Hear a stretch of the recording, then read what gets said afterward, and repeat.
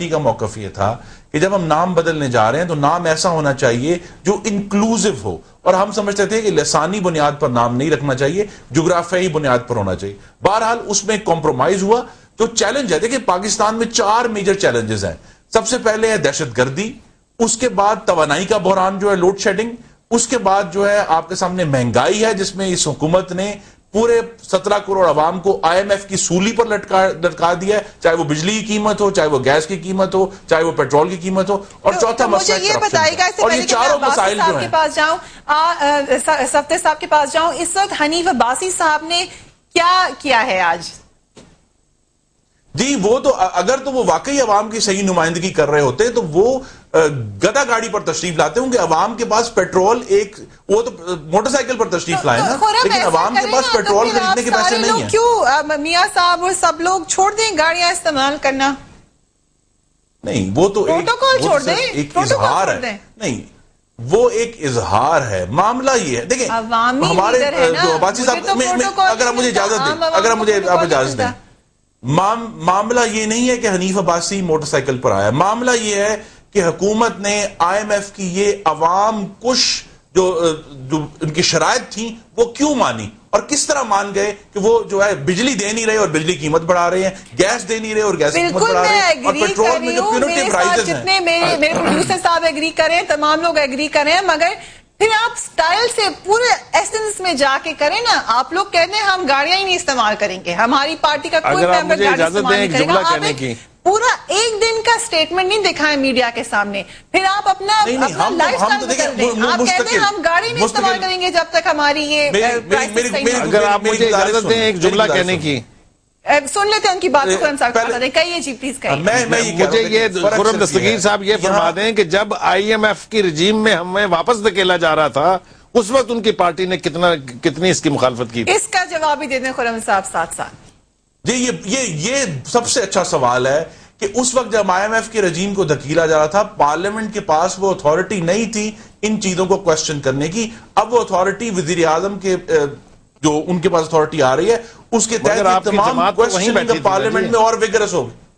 نہیں ہم تو وہاں بیٹھے ہیں اور ہم تو مستقل آواز اٹھا رہے ہیں. دیکھیں معاملہ یہ ہے کہ جب پارلیمنٹ موجود ہو تو جو اپوزیشن ہے اس کا کام یہ ہے کہ وہ مستقل بنیادوں پر یہ تمام عوامی مسائل، کرپشن، مہنگائی، لوڈ شیڈنگ، دہشت گردی، اس پر وہ اپنی آواز اٹھائے. ہم مستقل اس کی آواز اٹھائیں. ہم نے آواز اٹھائی ہے کہ پرویز مشرف کا ٹرائل ہونا چاہیے. ہم اس پہ آواز اٹھاتے رہیں گے اور یہ اپوزیشن کا یہی کام ہے. جہاں ہمارے پاس گورننس ہے تمام تر پنجاب کے مسائل کے باوجود ہم کوشش کر رہے ہیں. اس پہ کرٹیسزم ہو سکتا ہے لیکن میں نہیں سمجھتا کہ PMLN کی جو گورنمنٹ ہے پنجاب میں اس کی جو گڈ ول ہے اور اس کا جو سمت اور حرکت ہے وہ بالکل درست ہے. اور اس پہ کرٹیسزم کے باوجود ہم بڑی تیزی سے اس کے اوپر کام کر رہے ہیں کہ اگلے 3 سالوں میں جو بھی جہاں تمام تر ایشوز کے باوجود ہم اس پہ انشاءاللہ عوام کو ڈیلیور کریں گے. لیکن میں دہراؤں گا کہ ہمیں یہ تمام ایشوز کے اوپر جو ہے فیڈرل گورنمنٹ، یہ 4 میجر ایشوز جو پاکستان کے عوام کو اس وقت بلبلا رہے ہیں تکلیف سے، وہ فیڈرل گورنمنٹ کے ہیں. اور اب فیڈرل گورنمنٹ کے پاس ایک چانس آیا ہے. دیکھیں ایک جو تبدیلی آ رہی ہے 18ویں ترمیم سے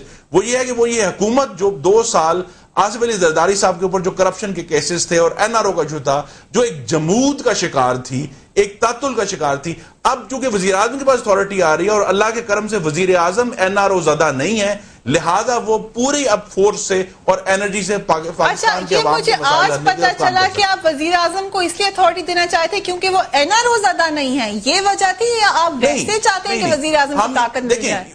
ایک 100 سے زائد وزیروں کی کابینہ جو ہے وہ صرف اس لیے مفلوج ہے کہ ان کے جو ہیڈ ہیں ان کے اوپر بہت بڑے کرپشن کے ایشوز ہیں اور جو NRO کے بعد اور کھل گئے ہیں. تو وہ اگر 100 وزیروں کی کابینہ کام نہیں کر رہی تو ایسے ہیڈ کے بعد بڑی بڑی پارٹیوں کے ہیڈز کے اوپر کیسز ہیں، یہ تو پھر آپ ایک پارٹی کو نہیں کہہ سکتے. نہیں تو وہ کیسز ہماری تو PMLN کا تو ہمارے ہاتھ صاف ہیں اور ہمارا کھلا چیلنج ہے. اس کا اظہار شہباز شریف صاحب بھی کر چکے ہیں کہ جہاں جہاں اگر کوئی ایسے کیسز ہیں کھل کر سامنے آئے، ہم کوئی استثناء نہیں لیں گے، ہم سامنے آئیں گے. بات کر لینے دیجئے. صفدر عباسی صاحب آپ نے خرم صاحب کی بات سن لی کہ آئندہ 3 سال کی طرف آپ توجہ دینا چاہتے ہیں. صدر آصف علی زرداری صاحب کا کیا لائے عمل دیکھ رہے ہیں آپ آئندہ 3 سال میں؟ دیکھیں جی بنیادی طور پہ تو اب اس موجودہ صورتحال میں جو ڈسپنسیشن اب نئی کریٹ ہونے جا رہی ہے اور جب یہ اختیارات جو ہے نا وہ واپس پارلیمان کے ذریعے پرائم منسٹر کے پاس آ جاتے ہیں تو یقیناً جو ہے نا وہ پرائم منسٹر ایک پرائمیسی ان کو مل جاتی ہے اور مسائل کے حوالے سے اب ان پہ پریشر بھی اتنا ہی بڑھے گا اور لوگ ان کی طرف جب دیکھنا شروع کریں گے تو ایک لانگ سٹینڈنگ پبلک کی ڈیزائر ہے کہ جی اب ان کے بنیادی مسائل کے اوپر آنا چاہیے، جس طرح کافی ذکر ہوا ہے یہاں پہ مہنگائی کے حوالے سے بھی، بے روزگاری کے حوالے سے بھی، پاور کا ایشو ہے بہت سیریس، اس حوالے سے بھی جو بزنسز جو ہے نا وہ کافی جو ہے نا ہرٹ ہوئی ہیں اس حوالے سے، پانی کا بہت بڑا پرابلم ہے، دہشت گردی کا بہت بڑا پرابلم ہے. تو میں سمجھتا ہوں کہ اب یہ سارا اونس جب جو ہے نا شفٹ ہو جائے گا وزیر اعظم صاحب کے اوپر بھی، اور میں سمجھتا ہوں کہ اب ان کو جو ہے نا میں یہی کہوں گا کہ جی شاید ان کو مین آف دا مومنٹ بن کے دکھانا پڑے گا، کیونکہ پاکستان کی مسائل جو ہیں خاص طور پہ اکانومی کے حوالے سے اس وقت بہت سیریس قسم کا ہم ڈیٹ کرائسس دیکھ رہے ہیں، بہت سیریس قسم کا ہم جو ہے. تو صفدر صاحب آپ یہ سمجھتے ہیں جو تمام مسائل کا ذکر ہوا اس طرف توجہ دینی چاہیے، مگر انٹرسٹنگ بات یہ ہے کہ 2 دن پہلے صدر صاحب نے جب خطاب کیا نوڈیرو سے تو انہوں نے ایک لایا عمل بتایا کہ وہ اگلے 3 سال میں کیا کرنے جا رہے ہیں. وقفے کی طرف انفارچونیٹلی جانا ہے، جب واپس آئیں گے تو میں آپ کو ضرور سناؤں گی. ساتھ ہی ساتھ امپورٹنٹ چیز، کیونکہ ذوالفقار علی بھٹو صاحب کی جو برسی کا موقع ہے ہمیشہ بڑا جذباتی موقع ہوتا ہے اور سیاست بڑی اہم ہو جاتی ہے ایسے موقع پر. اس قسم کے جذباتی کراؤڈ کے ساتھ، اس قسم کے جذبات کی لوگوں کو جب یہ کہا جاتا ہے کہ ہم مقدمے نہیں کھولیں گے نصرت بھٹو پر اور مقدمے نہیں کھولیں گے محترمہ بینظیر بھٹو پر، تو میسج کس کو دیا جا رہا ہے، لوگوں کو، یا اس میسج کو کوئی اور ایڈریس کرنے والا ہے شاید سپریم کورٹ؟ ہم اس پر مزید بات کریں گے وقت وقفے کا. دیکھتے رہیے اسلام آباد سے.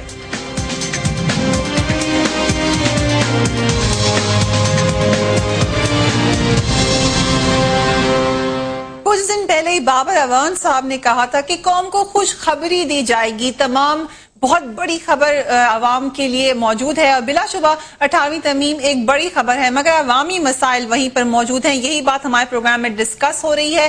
ہم دیکھتے ہیں آج تو ہم نے ایڈریس سنا صدر صاحب کو، آپ کو کلپس بھی سنائی، انگریزی میں انہوں نے آج خطاب کیا تھا، بڑے سوبر موڈ میں خطاب کیا تھا. بہت سے لوگوں نے کہا بہت سی باتوں کا ذکر ہی نہیں کیا.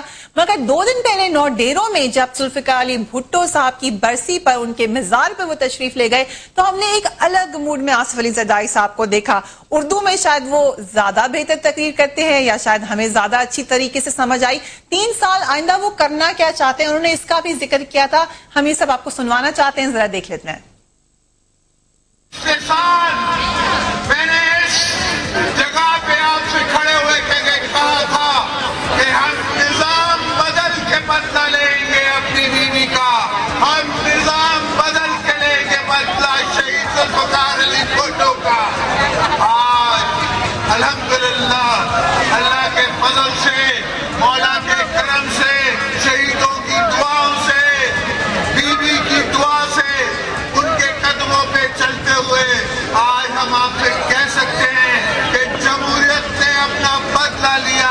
مجھے نہیں سمجھ آتا کہ کیوں ہمارے مخالفین کو یہ بات سمجھ نہیں آتی کہ ہماری طاقت کوئی پریزیڈنسی سے، کسی بڑی عمارت سے، کسی بڑی پوسٹ سے نہیں آتی. ہماری طاقت تو عوام سے آتی ہے.